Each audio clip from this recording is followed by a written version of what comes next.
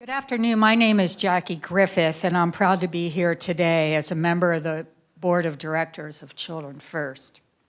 Thank you, Children First, for inviting me to join you. Today, we'll discuss all the ways in which we can ensure that children in our county get the resources they need to thrive. Donna Cooper, Children's First Executive Director, will share more shortly about the findings of their report, A Decade of Stalled Progress, Opportunity Stunted for Children in Bucks County. I want to highlight some key facts that I found alarming. As a resident of Bucks County for over 30 years, and through my involvement in the community, I've become deeply invested in making sure the children of Bucks County have the resources they need. Even though the majority of children in Bucks County have what they need to thrive, there are still 26,400 children whose economic circumstances will hold them back for a brighter future if we don't intervene.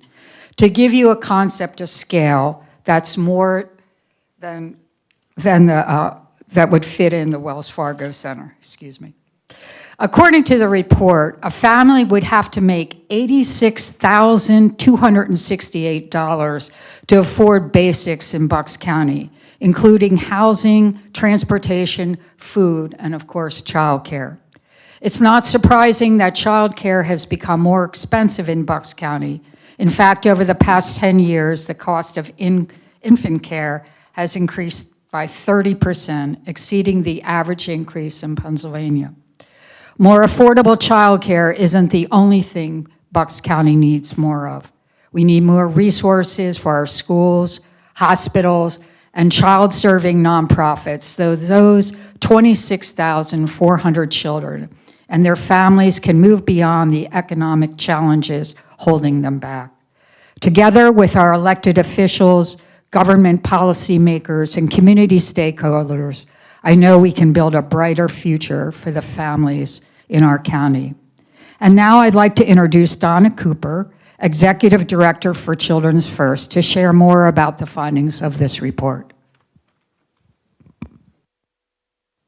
Thanks, Jacqui. I have to say, I don't know how many of you know that Jacqui Griffith is like the brains behind so many amazing things in Bucks County for especially working on things that change the lives of families through food access, housing access, educational quality. So, you know, just sitting here with you is a big deal, so thank you.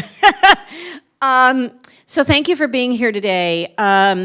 You know, every 2 years, Children First does an update on the status of children. So this is our 4th report that's come out over 8 years on how are the lives of children doing in Bucks County, Montgomery County, Delaware County, Philadelphia County, and Chester County.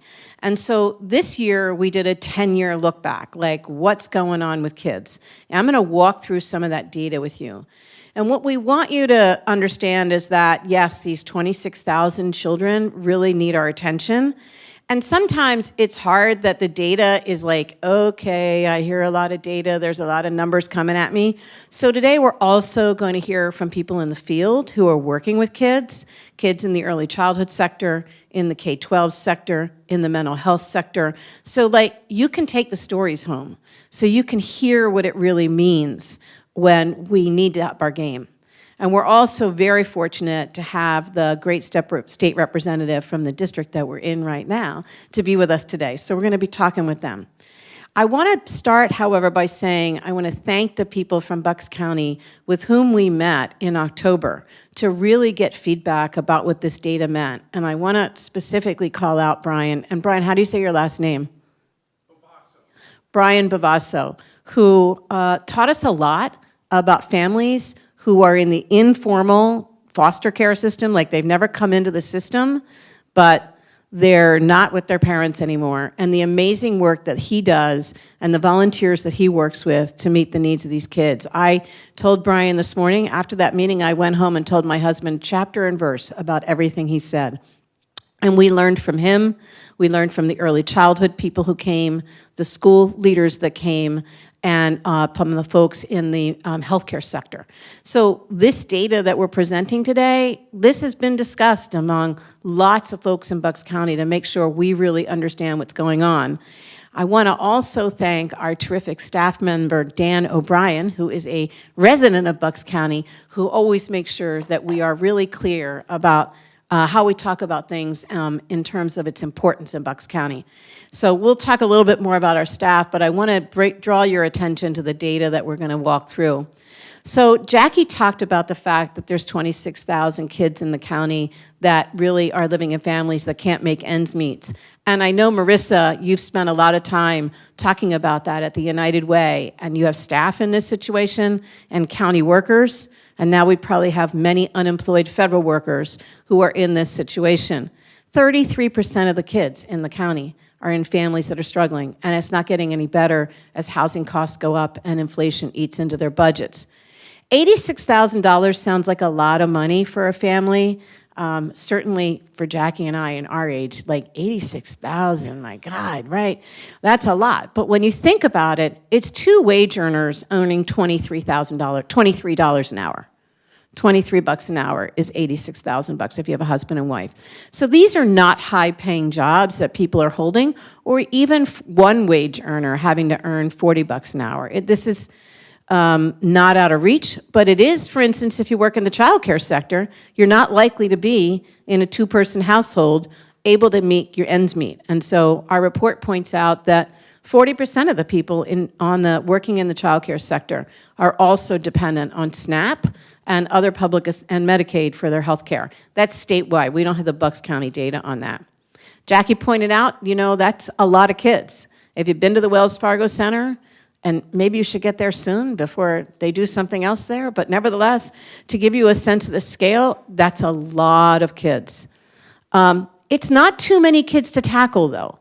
Think about it, one Flyers game. If we could solve the needs of all the kids that could fit in one Flyers game, the opportunity for Bucks County would be so much greater. So one of the things that really struck us over the 10 years, if the bottom, you look at the bottom, it's 2014, and you go over, that's on the left, and you go to the right, and that's 2023. The bottom red line is the bottom 20% of wage earners in Bucks County. And 10 years ago, after adjusting for inflation, they would have been earning $19,442. And today, their effective spending is $20,000. So they've had a $600 change in their net income in 10 years. Okay? We all know what inflation's doing. The next 20% of wage earners are at $48,000, and their wages have grown to $51,000. So when you drive around Bucks County, and I spend a lot of time driving around Bucks County, you can see the impact of this.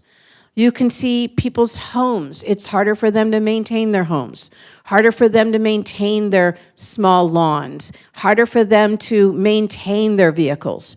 We see this all over Bucks County.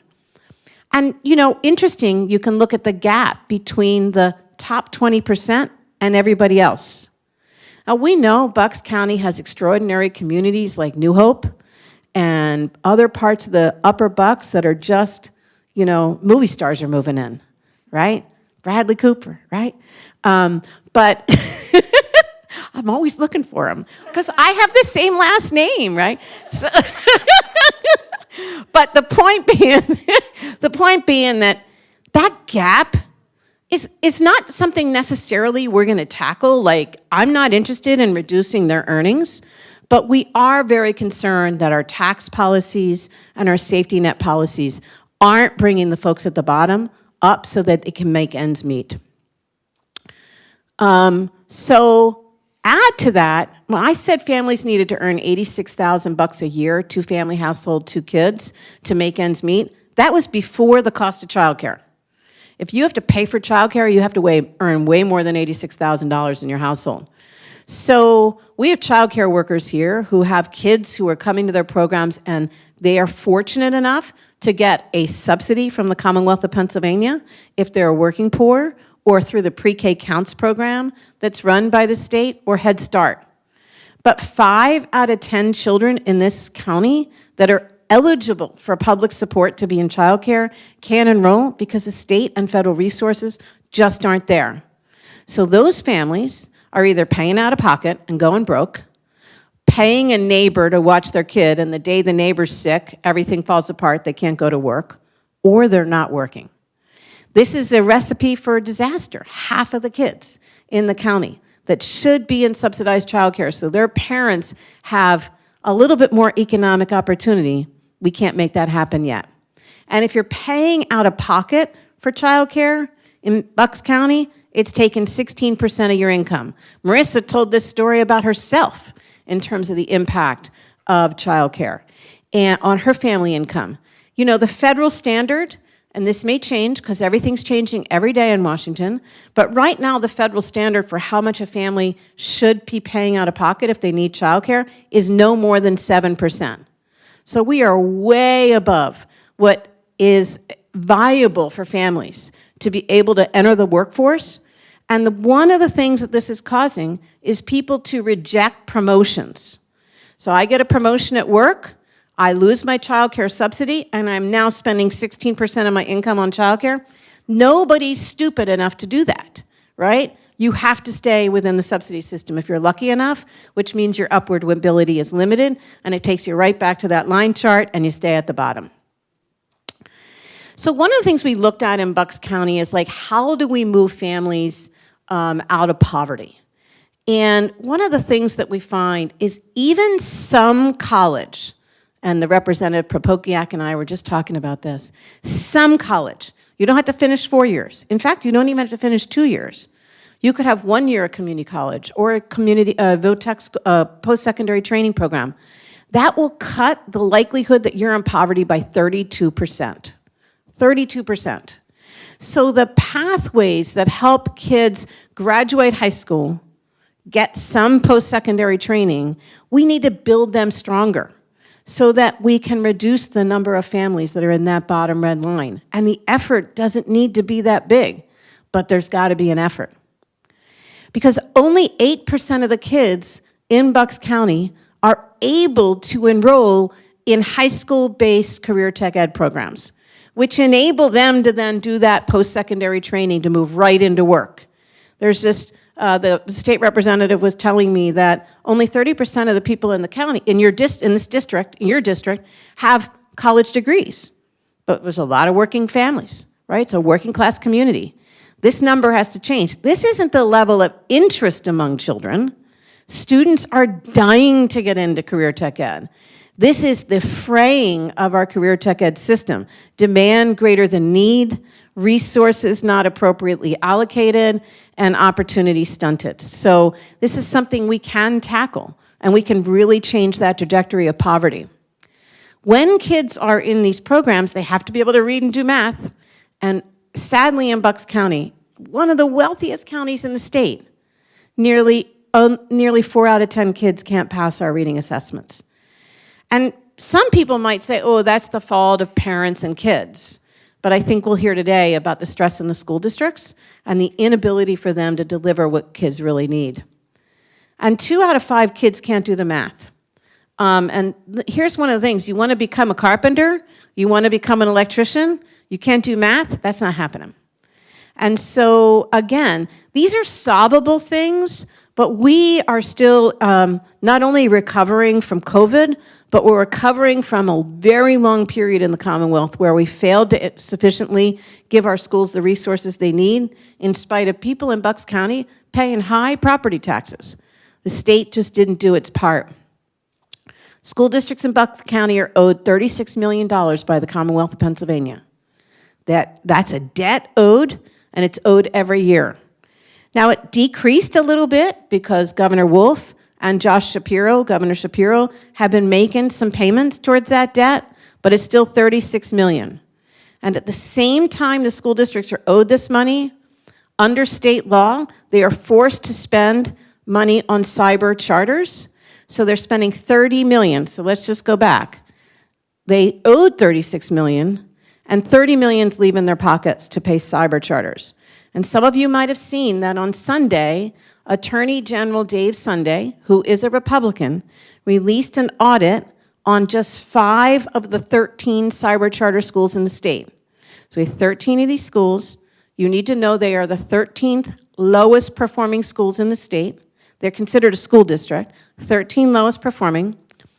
And just an audit of 5 showed that large majority of their children are not participating in the PSSA assessments. So even though they are in the bottom of the 13 of the 500 school districts, we actually don't even know what it would look like if all their kids were participating in the state assessments. School districts must guarantee 95% of their kids participate. But they are sitting on $618 million of unspent money that they've accumulated year over year. Instead of educating students, they're padding their surpluses and buying real estate. They are cyber schools. So they don't have children coming to their facilities. And the Attorney General's office found that they had extraordinary fleet cost. Again, these are remote learning environments. Spending money on trips to Disney World, paying parents to enroll in their school, giving them money to enroll. And meanwhile, your school districts are owed $36 million. So just a slight change in the law to decrease the corruption in the cyber sector could generate the money that your school districts are owed. And here's what it looks like when your school districts are paid what they're supposed to be paid. The legislature a year ago adopted a formula that said, how much do we need to educate every kid? At a minimum. Now look, we could, let's see, New Hope Solebury is close to $30,000. Like that would be an amazing situation for a lot of kids. You know, you have private tutors, you've got extraordinary facilities. But the state legislature didn't say everybody should be spending where New Hope Solebury is spending. They basically did an assessment of what it takes to educate children who come from low-wealth communities to meet academic standards.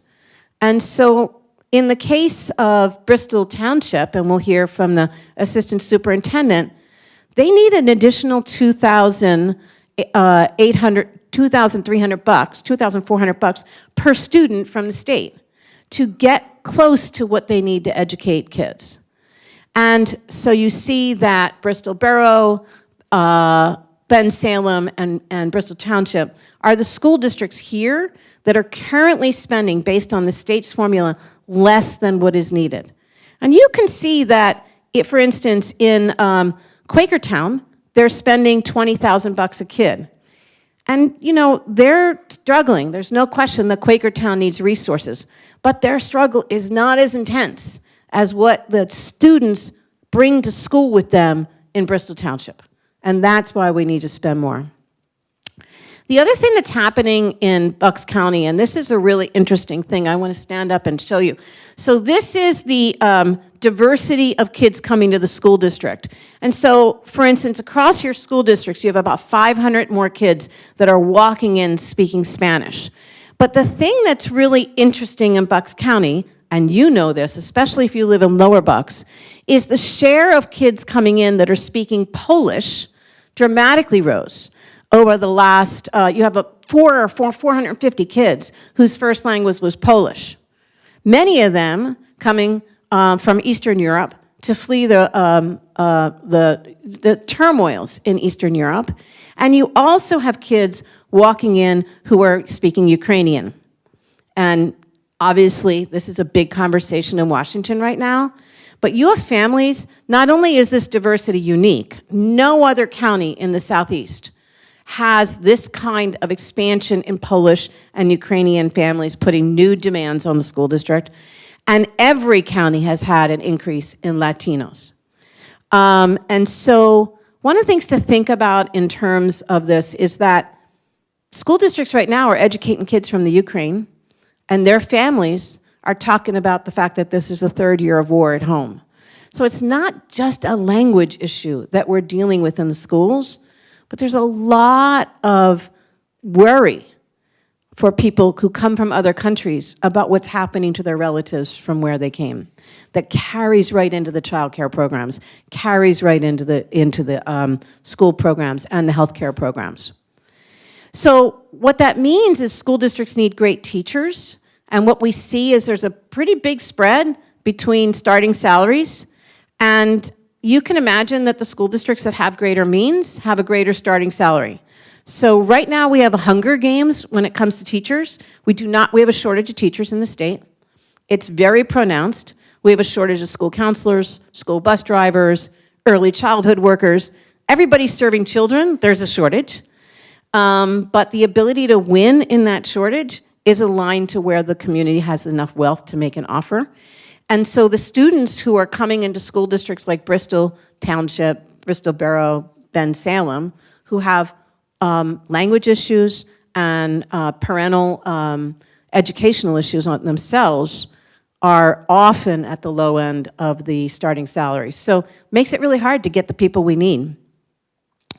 Meanwhile, what we're seeing in Bucks County, and this is true in every county, is a drop in Medicaid enrollment. So you have fewer children with health insurance.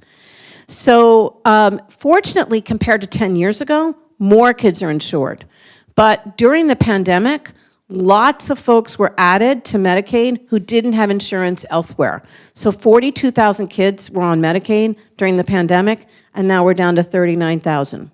So those kids could be insured somewhere else, but we have no idea. We know they're not on public health insurance, and we know that the number of kids in CHIP has remained the same over 10 years. So if you look at the number of kids in CHIP 10 years ago, which is the orange, you had 7,500 kids, and now you have 7,900 kids. So we think there's a lot of kids who are uninsured right now in Bucks County, and that then presents a problem for your school districts because it decreases vaccine adherence.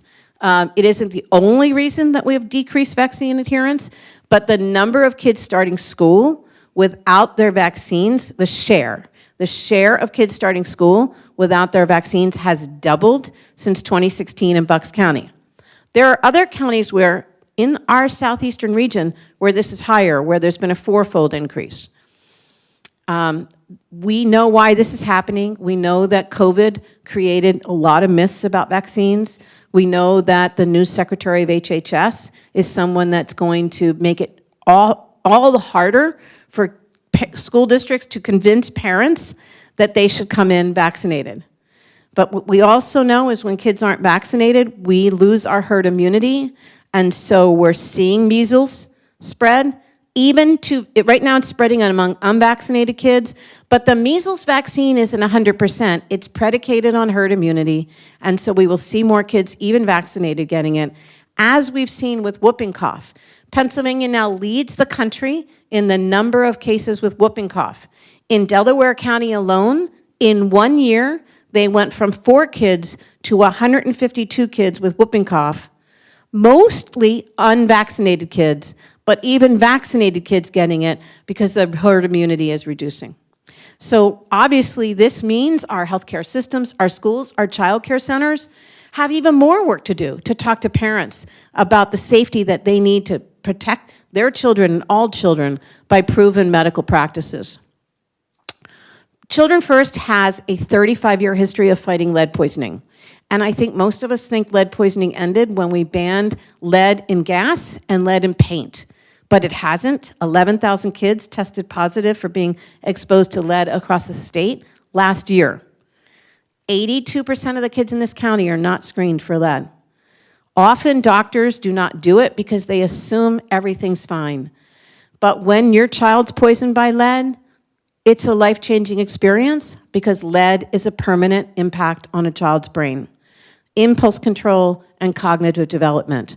So we work with every county right now in the state to try and boost county effort to get children tested and work with the Medicaid plans and the CHIP plans and pediatricians and family practice doctors to make sure kids are tested. And we put this in everything, so we will ask you to tell people, please make sure your kid is tested. Now, this is a new data point. We're looking at mental health in Delaware County. 36% of the kids in high school self-report as feeling sad, depressed, or anxious every day. 36%. That's 25,000 kids in high school in Bucks County. And it will be across every class of school district. But you have one licensed mental health professional for every 330 people. So the capacity of the mental health system to meet the needs of these kids is just not there. Let alone the fact that no insurance, public or private, will pay for these services until a kid is so sick from mental illness that they need psychiatric services and psychiatric medication or inpatient hospitalization. This can change. We are working on this change. You'll read about it in the report. But next, on March 11th, if you would like to be part of tackling this problem for kids, we're holding a webinar, you'll all get an email about it, to build a new coalition called Bright Minds, Strong Minds, Bright Futures, which is about changing the rules for insurance so that children, when they're not feeling well, or parents see their kids aren't feeling well, they immediately get access to therapeutic services, not requiring a diagnosis and a serious illness to get it. You know, one of the good things that's happening is kids are actually doing risky behaviors less. Now, Bucks County is a little anomalous here, but in the other counties, you pretty much see a downward trend on alcohol, cigarette, marijuana, and vaping. In Bucks County, we're seeing a little bit of an uptake in marijuana compared to the other counties. So that's actually something to be thinking about here that's unique compared to the data in other counties. But one of the things that we're seeing in general is that the share of kids doing risky behaviors is declining, and a lot of folks are suggesting that is a result of a lot of screen time.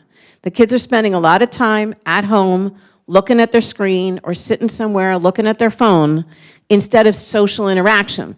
Social interaction is where you would have done these things, but it's also where you might have become less depressed or anxious, because what's happening on screen time is the doom scrolling that kids do. Some of us in this room are doing doom scrolling on what's happening in Washington, but they're doing doom scrolling on things that are harming their brains. And so it raises the question of, how do we support school districts that are trying to tackle this? How do we support community measures that are looking at things that help parents support their children to get outside, to interact? The other thing that we're noticing, and this is this is something that is near and dear to folks here in Bucks County, is that the number of kids who are being taken from their home in foster care is declining. It declined. This is a good thing. We don't want kids separated from their parents. So what it means is that the county is making more of an effort to reach out to families when there's a call into the child line to say that a kid's at risk, and find out, can we support that family? Maybe it's an economic issue. They couldn't pay the rent. There's no food. There's no heat. Maybe it's a substance abuse issue. Can we get them counseling? So the idea that more families are staying together is really important. But as we learned when we brought people together from Bucks County, there's a lot of informal removing of kids, where kids are going to their grandparents, they're going to their aunts, they're going to a neighbor, and they're couch surfing.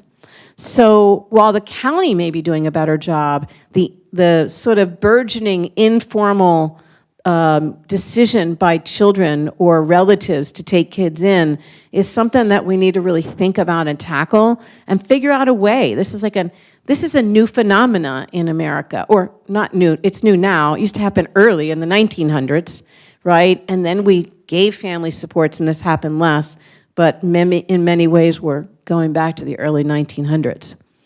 We thought you would want to see where families are living that are from families of low wealth. And in Bucks County, it's, you have Upper Bucks has a lot of kids, so the darker the township is, the more likely they have kids who are at the lower end of the economic spectrum. No surprise, down here, most pronounced, right? Little bit less so in the center part of the county, but not uniformly. On the border of Monco, a little bit more. And then obviously Upper Bucks has lots of families that are struggling. Now, one of the things that's unique, however, is that the distribution of kids who are struggling economically is not shared in such an equal way across school districts, because the distribution of families or low income in the top map is everybody, not just kids. So you have older adults represented in that map. In the bottom map, it's where are the kids living who are low income.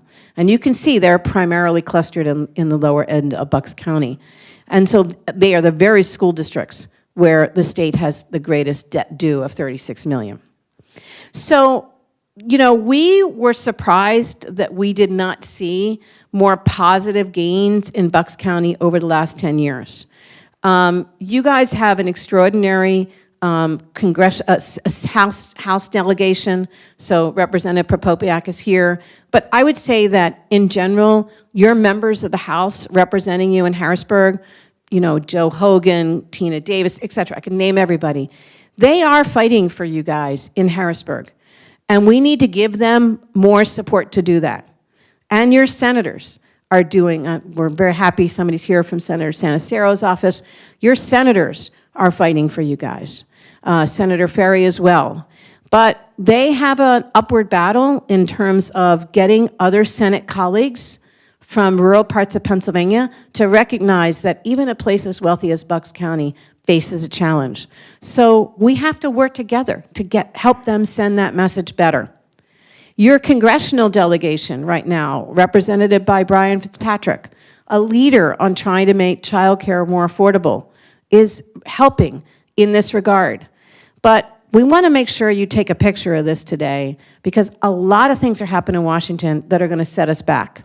And Brian Fitzpatrick being in a sea of a U.S. House that is bent on cutting Medicaid, bent on eliminating the Department of Education, bent on eliminating Head Start, bent on eliminating services to families in the child welfare system.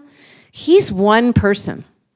And so we have a new Republican senator in the U.S. Senate, Dave McCormick. We encourage you to start making sure he knows what you think routinely.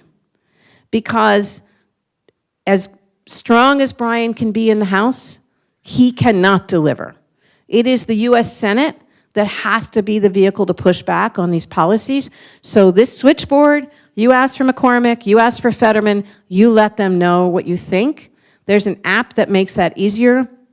But this report, the 10-year stalled progress will be a reversal of fortune if the policies in Harrisburg are enacted, policies in Washington are acted as they proposed. So I don't mean to bum you out. I want you to take action. Like, we can stop this, but it's going to mean that the residents of Bucks County make sure that our senators know we're depending on them. So we want to shift this conversation, and we'll come back and answer questions, but we want to shift this conversation directly into folks in the ground. So Jacqui and I are going to leave the front, and we're going to ask Representative Prokopriak to come up. And I think Nicole's coming up, right? And Chris, right? So come on up here, and we're going to have a conversation, hear what this looks like on the ground, and they'll introduce themselves. Thank you. I should say, let me say, so do you guys know Representative Prokopriak?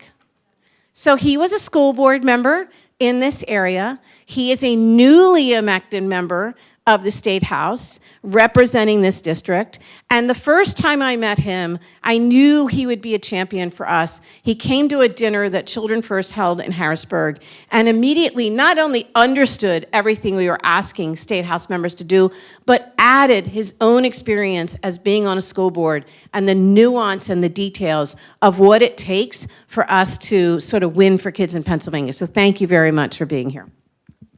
Thank you. Good evening, everybody. Morning, whatever. I'm Jim Prokopriak. I am the representative from the 140th district. Slight clarification, this is the 141st district, but I always say that Tina Davis and my district are almost identical in the issues that they face, as well as the demographics of the people that live there. I will say that the Student First, I think, dinner was on my first day that I was sworn in. So I had the opportunity to sit down with these people and work with them ever since I was first sworn in. So I have been on since March of 2024. I won a special election in 2024 in February, was sworn in March, and am on the Education Committee. And so have been through sort of the itineration of what was going on in Harrisburg over the last year or so. And before that, I was a Pennsbury school member for 2.5 years, So obviously I've seen it from that side as well. I have 3 children, all in the Pennsbury schools. So I've gone through the struggle of having to pay for childcare while working in a 2-income family. My wife's, actually, when she went back to work after my twins were born, all of the money that she made after taxes went to pay for childcare so she could go back to work, I'm sorry. You know, when we talk about these types of issues, I've lived these types of issues, and I know exactly what the constituents are talking about here. And I think what this report shows is, you know, it's not something that, frankly, is a surprise to the residents of Lower Bucks County. You know, Lower Bucks County residents are struggling. They're struggling as, you know, housing prices go up, child care prices go up, and their wages don't go up. And that's a combination of policies at the federal and state level that have really restricted lower income, meaning, and when we say lower income, we're talking the bottom 75% of people, basically, which is a majority of the people that live in Lower Bucks County. You know, I guess it was late summer, early fall. We were with the realtors, myself and Tina Davis, and the realtors were telling us what the average price of a house was in both the 141st and the 140th district. The average house price, like 6 months ago in the 141st, which is Bristol Township and Bristol Borough, was almost $370,000. That's the sales price. In the 140th, which is Falls Township, Tullytown, Morrisville, and the Levittown section of Middletown, it was $400,000. And guess what? It hasn't gone down. You know, and when we talk to people about rent prices, well over $2,000 a month for anything that you're going to get. So certainly what's in here is something that the people here know, and they're struggling. And until we start changing things for the better, it's only going to continue to get worse. So what has happened in the last year, as many of you know, 2 years ago, after many, many years of court proceedings, the Commonwealth Court reached a decision that Pennsylvania was not doing its constitutional duty to fund public education in Pennsylvania. And that led to studies by both the Republicans and the Democrats in the House and the Senate to determine how to address that constitutional defect. And ultimately, last year, after different ideas and obviously different votes, Pennsylvania, through Governor Shapiro and the House and the Senate, put over $1 billion more in education funding. $500 million of it went to adequacy funding to help the most needy school districts out there. So, but that's only step one of a many-year program, and that's what was agreed to, is that this was supposed to be a 1-year down payment on a continuing funding of education. This year, the governor in his address has put the number well over $500 million to continue that process. That's frankly going to be a fight in Harrisburg. We're not going, because we're already hearing from several people on the other side that, oh, well, we can't afford it and this and that. But we have in the Constitution a duty to fund public education. And that duty to fund public education, frankly, doesn't just impact children. It impacts seniors. It impacts every taxpayer in Pennsylvania, because the more that local taxpayers have to spend on education, the less money they have to pay for housing, for childcare, for food, and all those types of things. And historically, Pennsylvania has done a much better job of funding public education than we are now. And we've done better since certainly the early 2000s, where it was in the 30s. But Pennsylvania in the 70s, over 50% of public education was funded by the state. We're nowhere near that. Till we get back to that, we're not going to have, because every day people come into my office and they complain about property taxes and it's going up. And part of that is the state hasn't done their fair share for a generation. And until we get back to doing that, we can't help seniors. We can't help our students. We can't do all those types of things. We need to spend more money on career and technical training. As Donna was saying, here in this district and in my district, well over under 30% of the people have a college education. the people in the lowest quintiles, those 4 lowest quintiles, a lot of them don't have the education that allows them to get into that upper stratosphere of over $250,000. Education is the only way to do that, not just K through 12, but also career and technical training. And frankly, we have to do a way better job on the career and technical training than we do. And so that's one of the things that we are working on moving forward.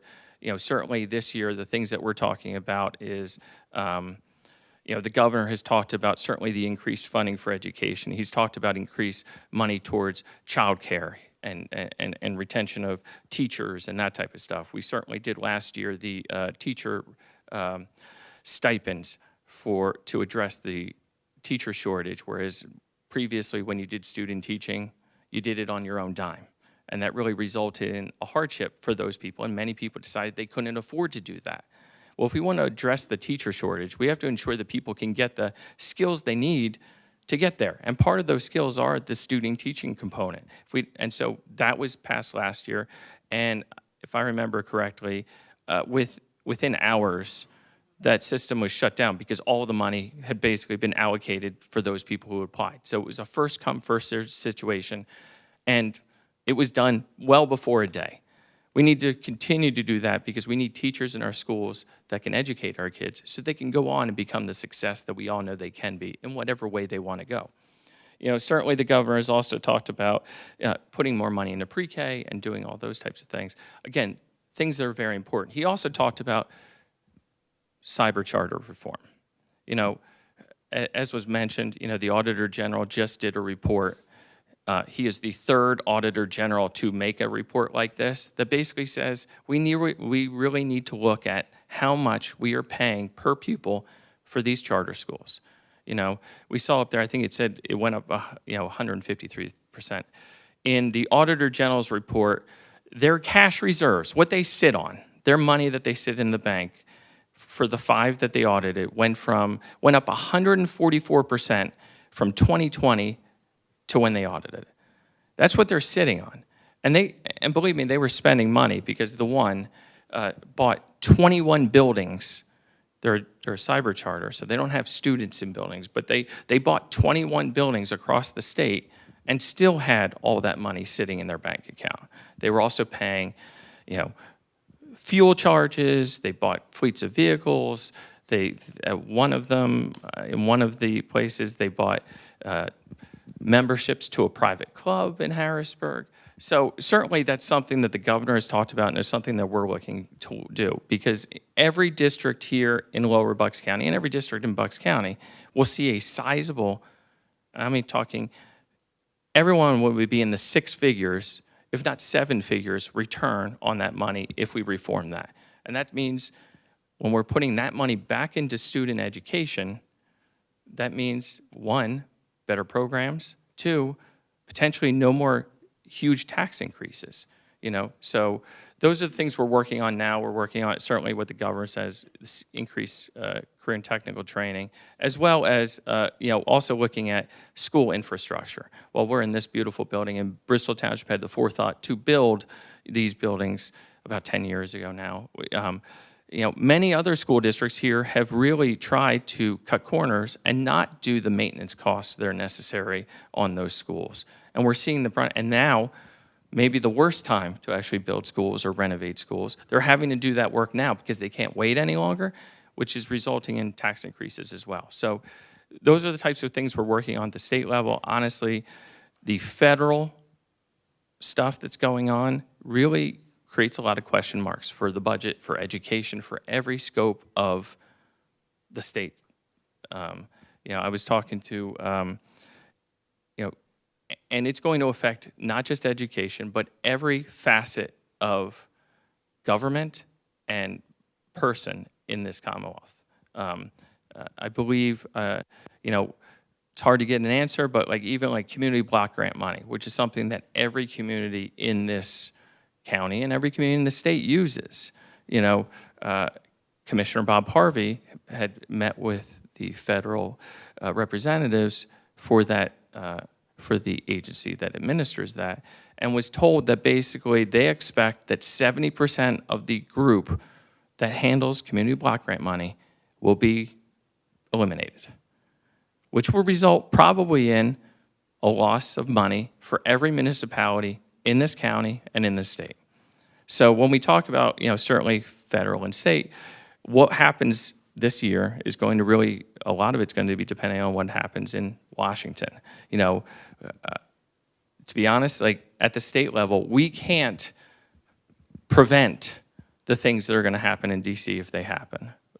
We can only try to cushion the blow, but there is going to be issues there.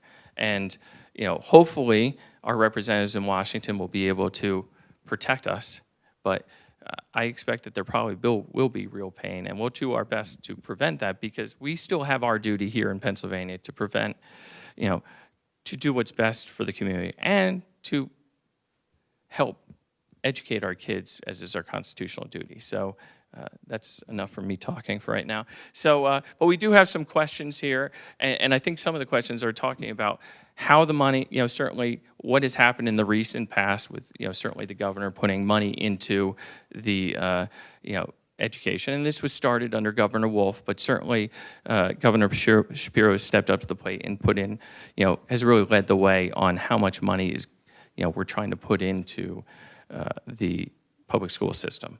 But first I want to have you guys both introduce yourself, if you will. Absolutely. My name's Dr. Chris Polzer. I'm the Assistant Superintendent of Schools for Bristol Township School District. Welcome, everyone. Hello, I'm Nicole Fetherman. I'm the Executive Director for Lifespan School and Daycare. We're both private, non-public, licensed child care centers. We have 11 locations in Bucks, Montgomery, and Lehigh counties. All right, first question for you, Doctor. Last year, the state provided a historic increase to Bristol Township schools, $4.4 million. What types of services do these funds make possible for the district? Absolutely. Thank you, Mr. Prokopriak, for coming here today. Thank you also for wearing a yellow tie, or gold tie, and representing Bristol Township's colors. But speaking to budget, yes, last year was a record increase in funding, and those funds came to us through a new avenue called adequacy funds, right? So by definition of what an adequacy fund is, it is literally saying that the constituents, the taxpayers within Bristol Township, do not have the funds to adequately fund the education for our students. So the increase was around $4 million for Bristol Township School District, and that equates to around 2% of our overall budget. And I really want to hit on that number, 2%, for a reason, because if you look at the state of Pennsylvania over the last 10 years, it's been predicted that there was going to be a spike in employment costs, and that spike was supposed to occur last year. So last year, we had the ability via the Act 1 index to raise taxes at the local level by 7.1%. So just to compare those two statistics real quick, the state increase in share was overall 2%. We could have increased taxes on our local by 7.1%. What happens with a district like Bristol Township when we receive more money in state subsidy? Because again, though this may be a constitutionally supported field, so says Judge Jubilier, and that's what the congressman here is tasked with changing, right? It is currently funded on the back of the local taxpayers. So Bristol Township is a district that has not raised local property taxes now for 6 consecutive years. So if you will, I'm just going to say potential again. We had the potential of raising property taxes on the local constituent by 27.1%. And that's just adding up the percentages. Keep in mind, percentages are multipliers. So when you do 1% one year and 1% the next year, that's actually a multiplier of dividends you've already pulled in the year previous. So 27.1% is not an accurate reflection of that potential.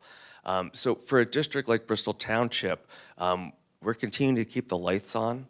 I don't know if you recall, but right before the pandemic, there was discussion about the race for 15, remember? Minimum wage is going to pop up to 15. Then the pandemic hit and no one ever talked about it again because everyone was just automatically making more money. So that's exactly what happened to our workforce in the district as well. We've seen large increases in employment costs. If you track what's happened with health benefits, everyone is now paying, right out of the pandemic, none of y'all were going to receive health care, none of y'all were going to see doctors, and now, once again, everyone's seeing the doctors and the prices have increased because of that, right? Those prices have been kicked back down to the district and directly have been supplemented by the state funding. So we're a district that has used that $4 million to really keep all of our current programming moving forward and not cutting. If it wasn't for that $4 million, that would be teachers losing jobs. And that sort of ties in, as a former school board member, and obviously when you deal with the community, you understand, certainly, especially in places that are already struggling, that tax increases hit harder in lower income places than they do necessarily in higher income places. And that the ability for people to stay in their homes as a senior or even as a working class family that's struggling to already pay their mortgage, that increased tax is something that really limits a school board in taking those things to adequately fund a lot of these types of things. And certainly many school districts have to look at, especially pre this inflation of money, do we cut services and that type of stuff, or do we raise taxes and push people out of their homes? So going into that, so given the challenges that the district faces, can you describe the kinds of services your students need that without additional funds the district will find hard or impossible to deliver? My general term of keeping the lights on also does include all mandated services that we currently provide. I have a fleet of buses out there that are running on liquid propane. That's a brag there real quick, because we're trying to be environmentally friendly, and it's paid off in dividends for the taxpayers. But right before the pandemic, that was costing us $1 a gallon, and we were locked in. $1 a gallon I was paying during the pandemic to move buses. Now I'm up to $3 and change. So from a mandated services perspective, you can't forget the cost of special education services. That IDEA is on its 50th anniversary this year. Sadly, despite its 50th anniversary, that law stated that we should be funded at 40% by the federal government. We're right now stagnant at around 12%. Right, so part of this discussion should actually be going back to the federal government to fund a mandate, which is special education. If we just zoom in on special ed for a second, special ed is actually a big portion of the argument with these cyber charter schools and with these charter schools, because you have to understand there's a differentiated rate that we're paying to these charter schools based on if the student has an IEP or doesn't have an IEP. Well, guess what? Some of these charter schools figured out that if you make a bunch of their students speech only, right, they now get an extra $15,000 or $20,000 per student. But the reality is they're obviously not needing to produce $15,000 or $20,000 worth of services. So just talking about special ed in general, we are a population that has right around average populations, number-wise, of students in the different disability classes. But the cost to educate a student with special needs is forever going up. And that's a consistency that hasn't changed. What this state has done differently than even 10 years ago is we've now increased early intervention services, right? So when we're talking about a disability like autism or anything that's PDD, NOS, you really do need to put services in place. The earlier, the better. And we're currently operating a system where those early intervention services are paid for by your local school district and your local tax dollar, right? we as a district, we transition students from early intervention into school age programs, and for a number of years now, we have a higher population of students with autism than is it's normally a one and I think 28 by birth rate, right? We exceed that in the number of students that we have with autism in Bristol Township School District. So we have programming that has high costs, and those students continue to come to us, right? We educate all students ages 5 to age 18. It doesn't matter if they want to learn algebra or not. If they're simply born and live in our area, they receive those services, right? So we have a steady population. We're not a decreasing population of students, so we have to maintain the same number of teachers we have. And when we're receiving more students with special needs, we have to hire more teachers as well. So the reality is a school district's budget, as you know, is 70% staffing. It's the humans involved in the group, right? I'm not a municipality. I can't just decide to not pave a road this year.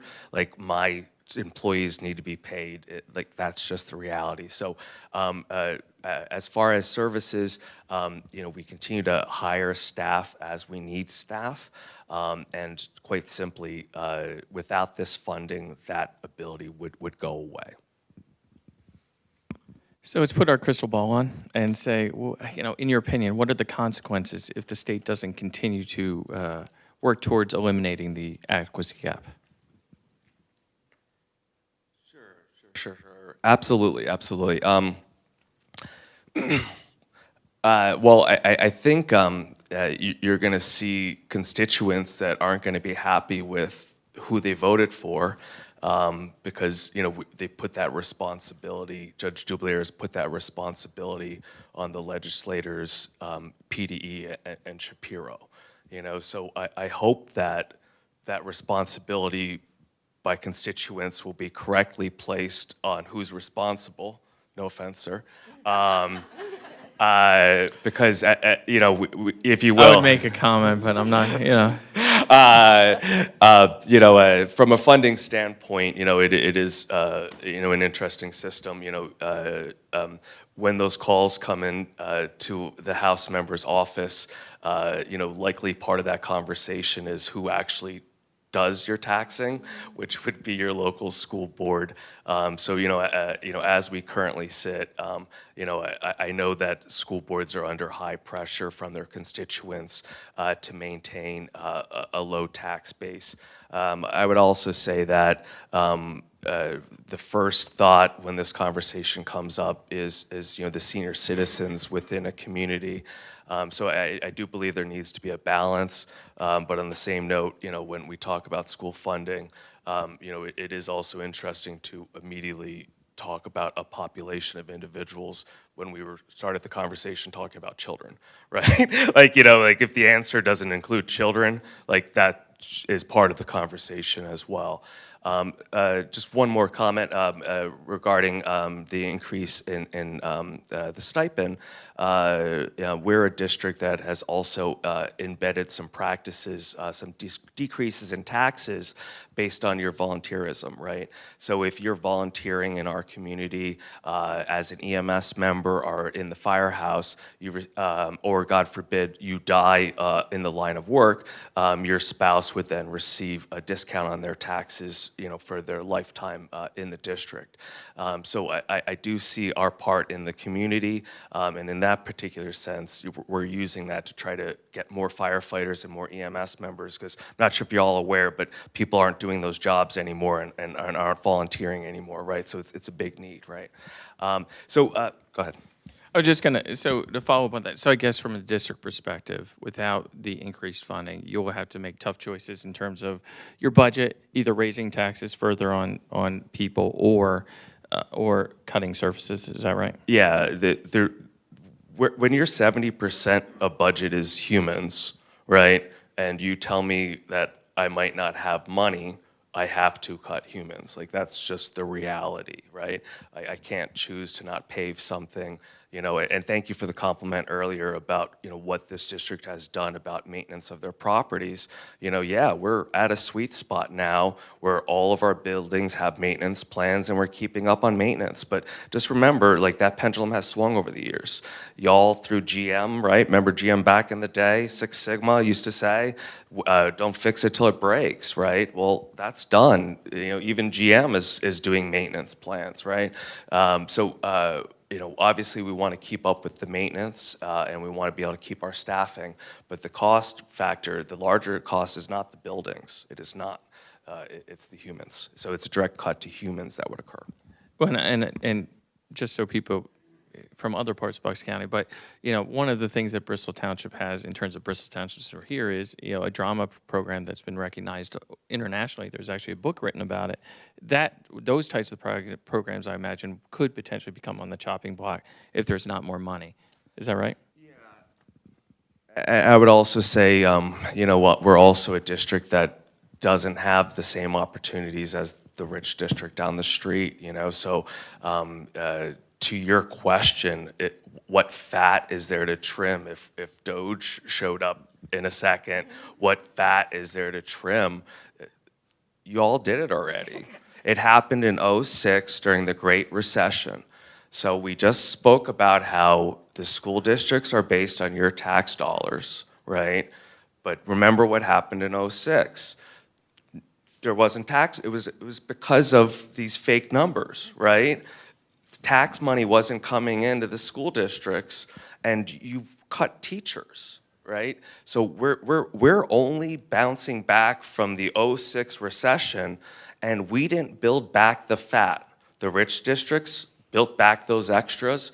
We haven't been able to do that. Thank you. And now my turn to Nicole. Nicole, obviously you've done a lot of work in early education. Lifespan does work in Bucks, Lehigh, and Montgomery counties, so you have a perspective of Bucks County as well as other counties here. The report shows that 977 children who are in Bucks County aren't being served because of the staffing shortage. That's enough children, I guess, to fill, 2 normal elementary schools. This is a bigger elementary school. Have you experienced those same impacts from the staffing shortage? 100%. At any given time, I have about 150 employees, early learning professionals, paraprofessionals of different certification levels. It's been harder than ever to recruit staff. Our salary levels are significantly lower than school districts, so that has been an area where we've really worked at increasing our wage scale. Our benefits, like everyone, have gone up significantly. 28%, I think, was last year's increase. Obviously, that is a tremendous impact for us. We're doing everything that we can.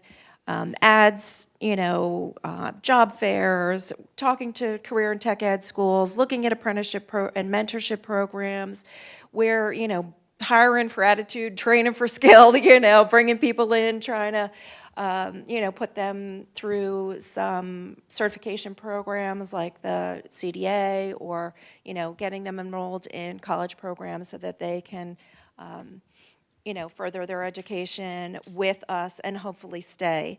The challenge that we've seen is that, we do a really good job at training them up, but this guy steals them, not personally, but the districts, tend to, obviously, they have the full pension system. We can't compete in any way with that kind of recruitment level and salaries that are starting at over $20,000 a year more than the typical early childhood professional. So the struggle is very real.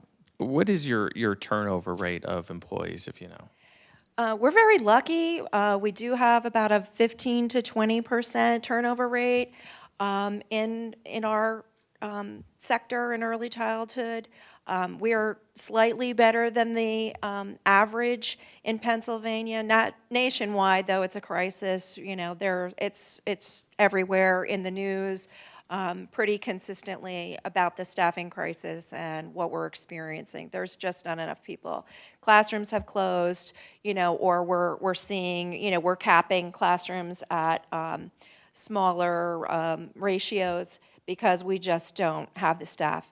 In any given day, I could be your teacher in any one of my programs, and I have been.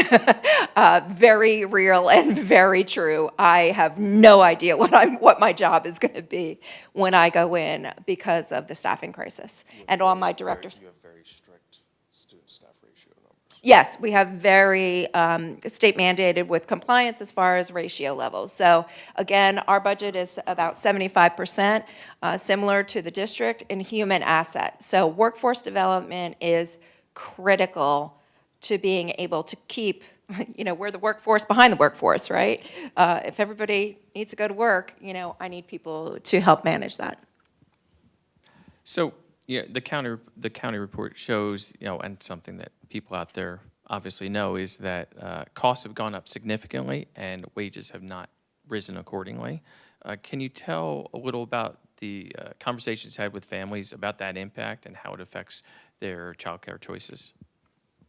Right, so, obviously, with childcare costs have risen, we've had to compete, regardless of what the minimum wage is, it's really 15 or more dollars an hour, regardless of what it, is technically, because you cannot hire somebody for $7.25 an hour anywhere, and certainly, afford to live in Bucks County. So, really, it's $15 an hour anyway, to stay competitive and recruit.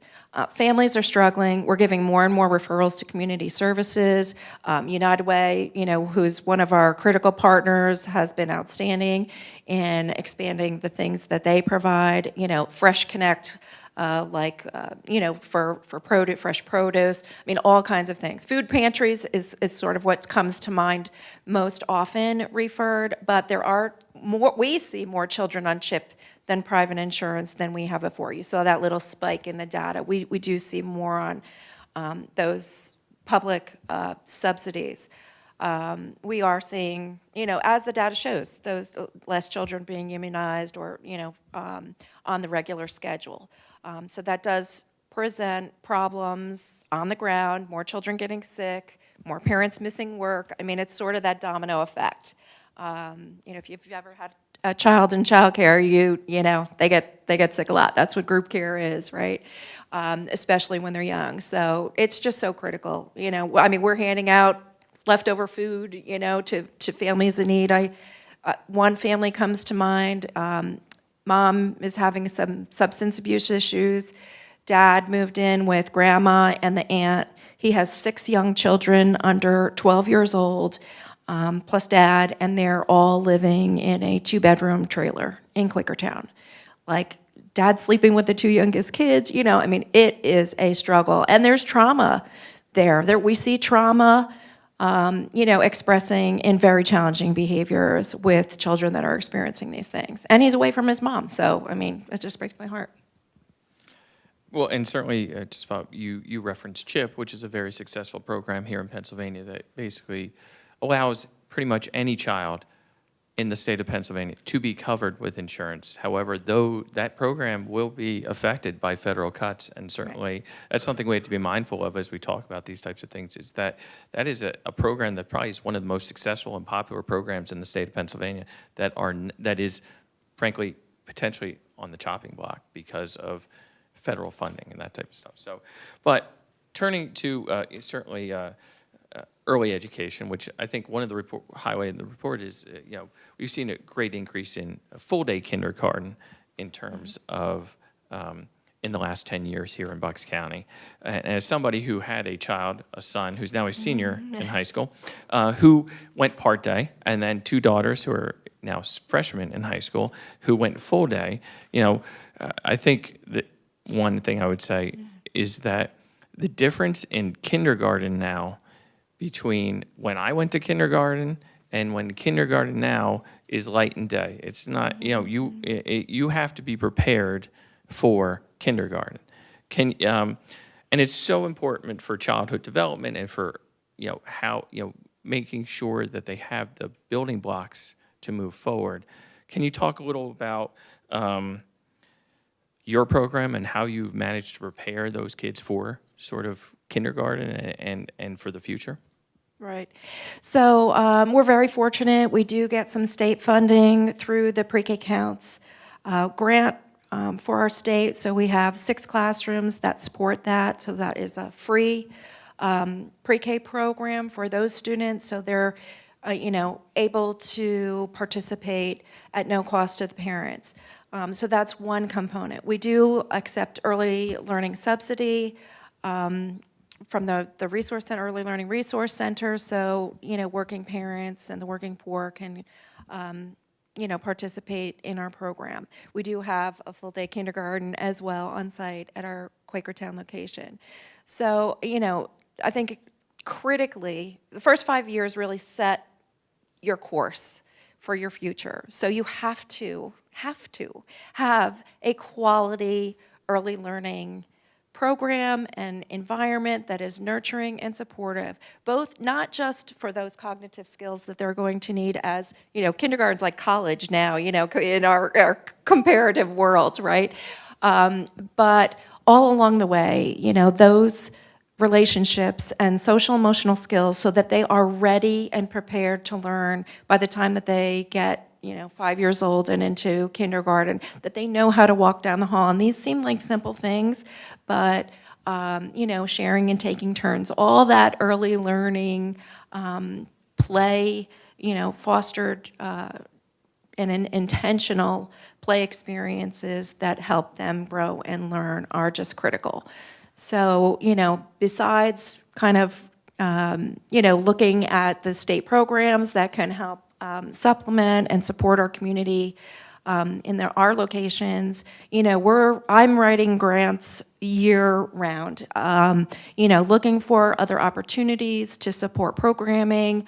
We were lucky enough just recently to earn a Department of Agriculture garden grant. So we're going to be, working with some kids and doing some gardening activities and teaching them how to grow their own food and, at the very early learning years. But every funding opportunity is reviewed and tried to apply for because we just don't have the same opportunities. And, talk about cutting the fat. There was no fat to begin with in early learning. We don't have the supplemental programs or supports like counselors and things like that. Our teachers are doing every component of that job, including, sometimes serving lunch. Those are all part of the jobs that we do every day to support our kiddos. Well, and you mentioned the Department of Agriculture grant. Certainly, I'm sure that that's something that may be threatened under the DOGE things that are coming.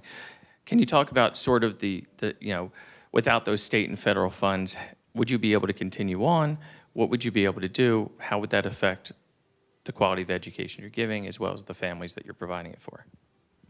Right, so in addition to the Pre-K Counts funding that I mentioned and some of those other grants, the Child Care Development Block Grant is really where Pennsylvania gets its money from the federal government. It covers those subsidies that I talked about for low-income families and our quality program, which is called Keystone Stars. It's a quality rating system. We're proudly Star 4 in almost all of our locations. So we are held then to a higher standard as well in terms of teaching certifications, professional development, wage, parity, although that's loosely, coined.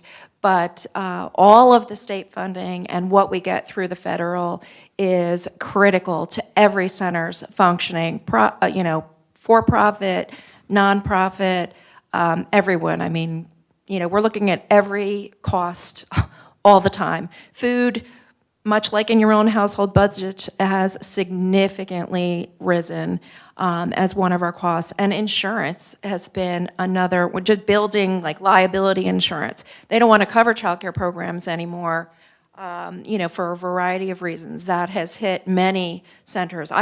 Just in our program, we had an increase of over $100,000. I have no choice but to pass that cost along to parents in 1 year. So, just as an example, but thank you. Well, thank you both, and I'll turn it back over to Donna. Let her do her thing. Thank you. Thank you so much, Chris and Nicole. I learned a ton, and one of the things that struck me about what you both said is that yesterday in Washington, the House of Representatives moved their markers for each of the committees in terms of what they need to meet in terms of budget cuts. And the budget cuts that affect the conversations that we're having now that they are proposing is the committee has to come up with $880 billion of cuts just in education and human services. And so the Child Care Development Block Grant, while not yet on the table, will probably become on the table. And as I mentioned, Congressman Fitzpatrick, he is a champion of increasing child care tax credits, which is really important, but we are going to need him to fight to save.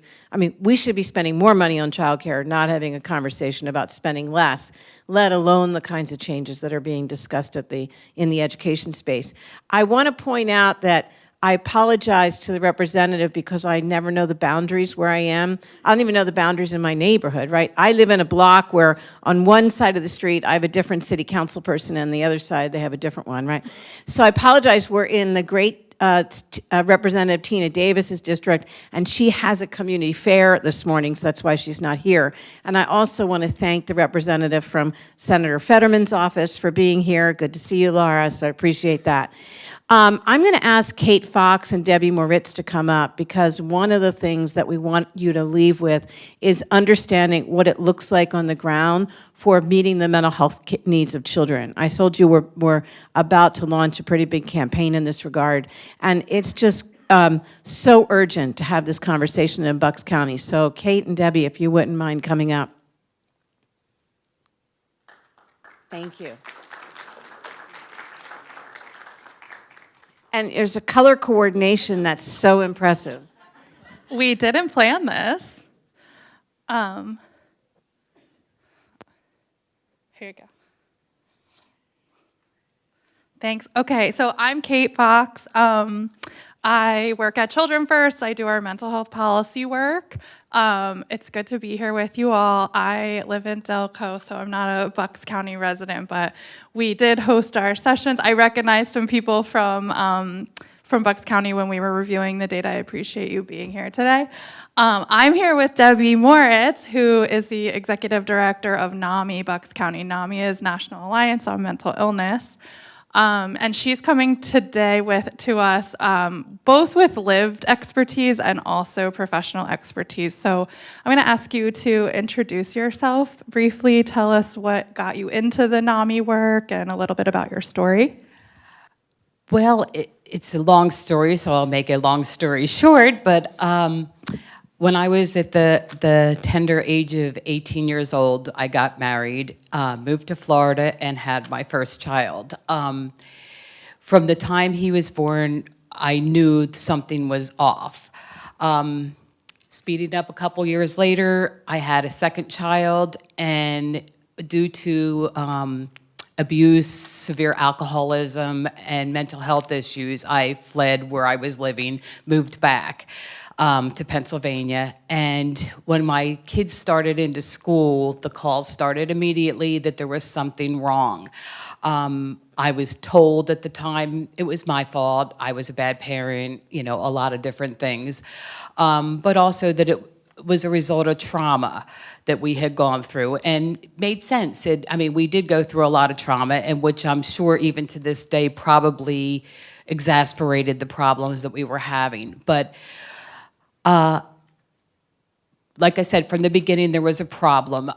My oldest son was diagnosed with ADHD at 5 years old, and it progressed that things still were not getting better. We were going from psychiatrist to psychiatrist, trying to find someone to listen. So ultimately, at 12 years old, he was diagnosed with childhood onset schizophrenia. So to hear that word is kind of scary. We lived through a lot of trauma, a lot of trying to get help, just looking for the right help, trying to find the right school setting, the right balance between work, family, and all of that. My second son was diagnosed with ADHD at 4 years old, and then later at 13 with bipolar disorder. And somewhere in all this chaos, I met and married my second husband, and I call him my present husband. I think I shared that with you earlier. He hates that. But we had a daughter, and she grew up with a lot of chaos in the house. We had a lot of services at the time. The county, and I see somebody back there from our county that was instrumental in a lot of that. We got a lot of services and we got a lot of help, but it wasn't for a lot of trying and desperately grabbing at straws to try to get what we needed. Today, my oldest son is now 43 years old. He's married. He lives independently. Is not working now, but does need a lot of ongoing support to manage his everyday life. My other son manages a restaurant. He's doing really well. He does live with us.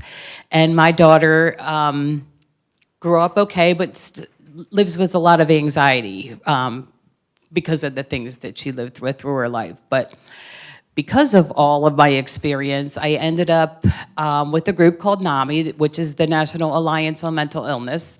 And I took this job. At the time, we didn't have anything. We didn't even have an office. And I was hired as the first executive director just about 20 and a half years ago. And I took this job just so other families didn't have to go through this journey alone. I wanted them to be able to have somebody for support to help them get through this and point them in the right direction. So briefly, I just want to tell you what NAMI does. We offer support groups for families and people living with mental health issues. We have around 80 support groups every month. Some of them are virtual, some of them are in person. We offer family support groups. We have a teen support group for the teens. We have a wide variety of youth programming where we go into schools and speak about mental illness, how what it is, and we have other young adults that come in and speak to the kids about what it was like for them as a child.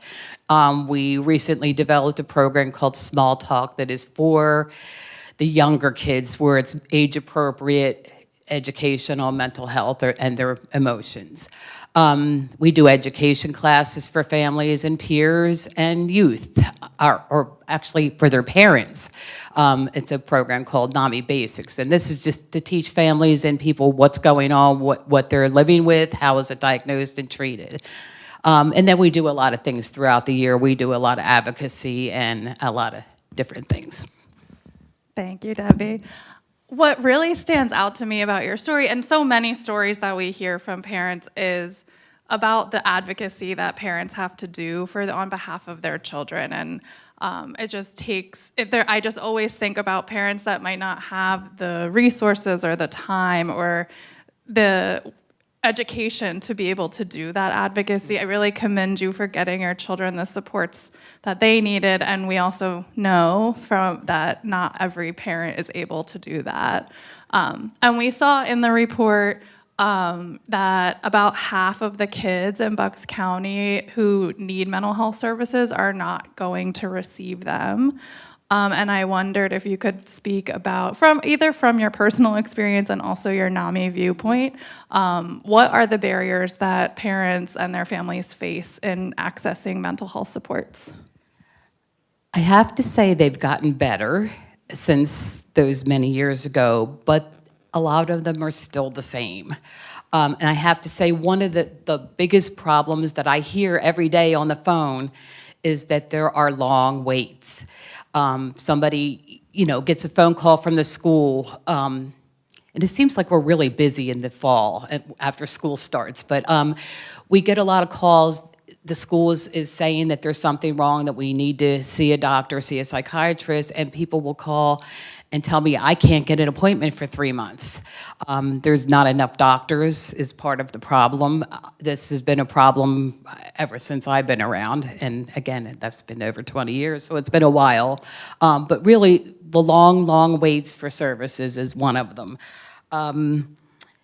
Another one that's gotten better, but is stigma. And as silly as that sounds, it is parents are hearing things from, I heard them from schools, I heard them from doctors. It's your fault. You don't know how to parent.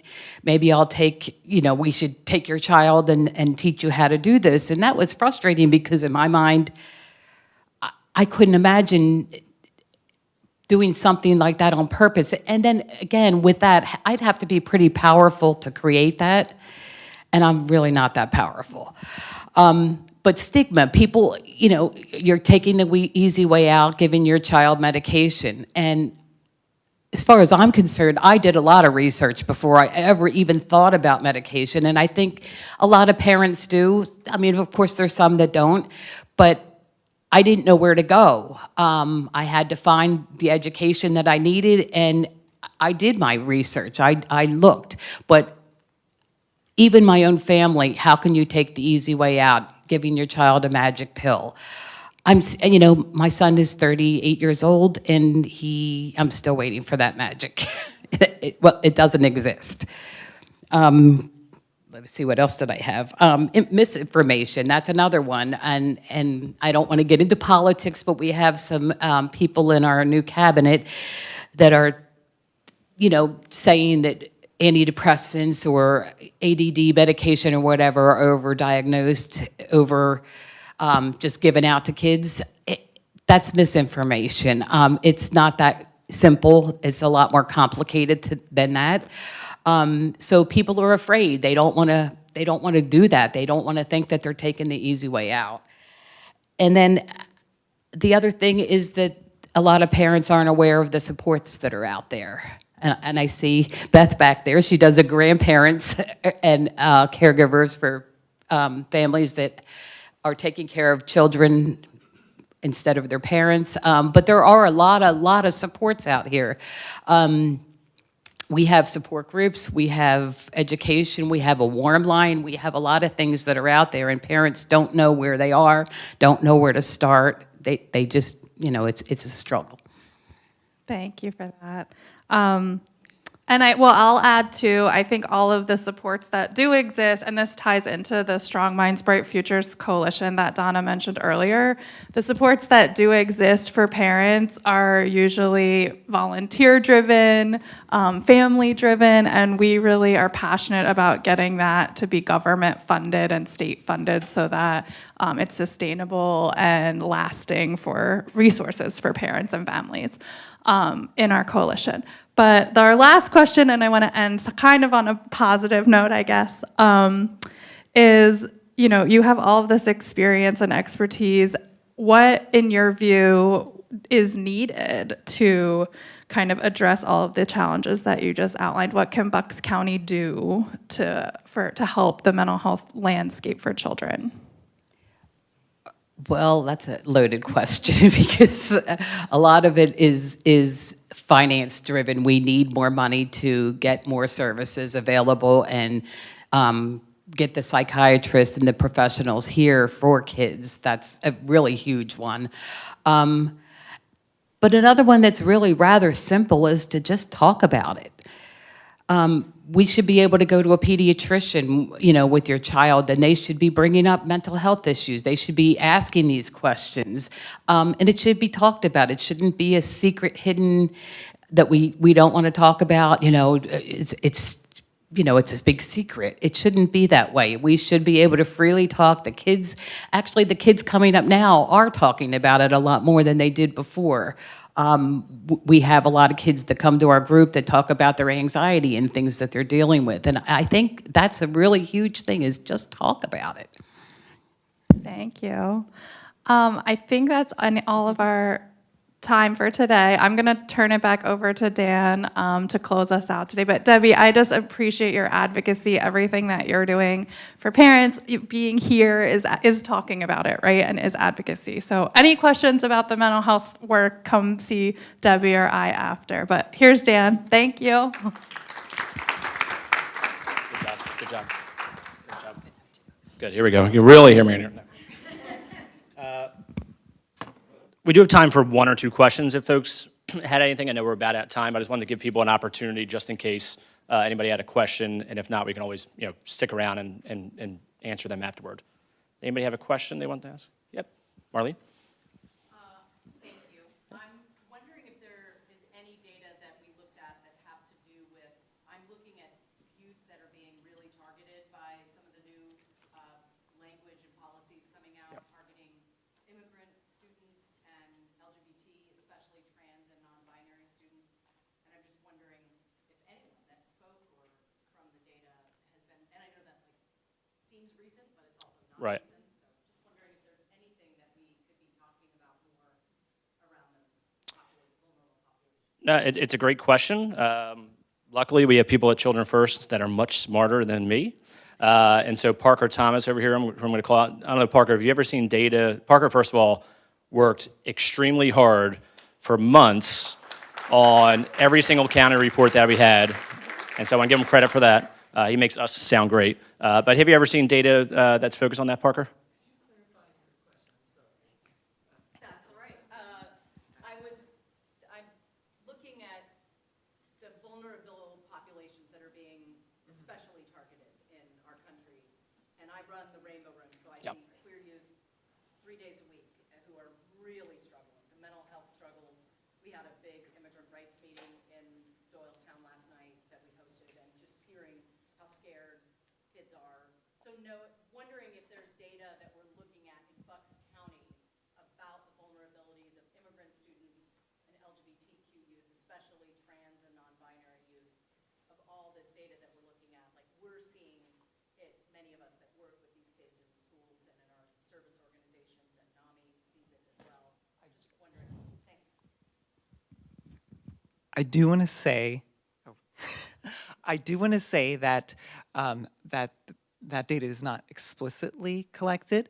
I do want to note, though, that our mental health data, those students reporting depression, does come from the Pennsylvania Youth Survey, and that data does. I'm trying to remember if this is for the state data or Philadelphia's own survey, so this might not be, unfortunately, for Bucks County. Does ask questions about, I believe, gender identity and possibly sexual orientation. So, or sexual, so we could look at that, like look at that in both the depression and see if that's actually higher reported amongst those students. And that could be telling something. But yeah, we could look into that. And I wonder, if a lot of that's going to be, especially now with the pressure that's being put on kids, a lot of it is certainly anecdotal that's happening, but also definitely underreported.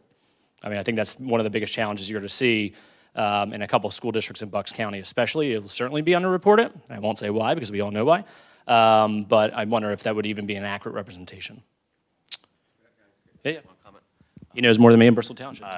Just to make a comment, one of the ways that we protect any minority group is by learning a lesson from the past and never making a list of the members of that minority group. So Ramadan starts this evening.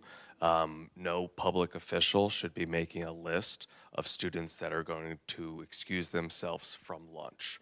Right, in history, when we put minorities' names down on a list, whatever that minority is, it never ends up good for that minority group. So we simply don't keep lists of minority groups because they would be accessible via RTK requests.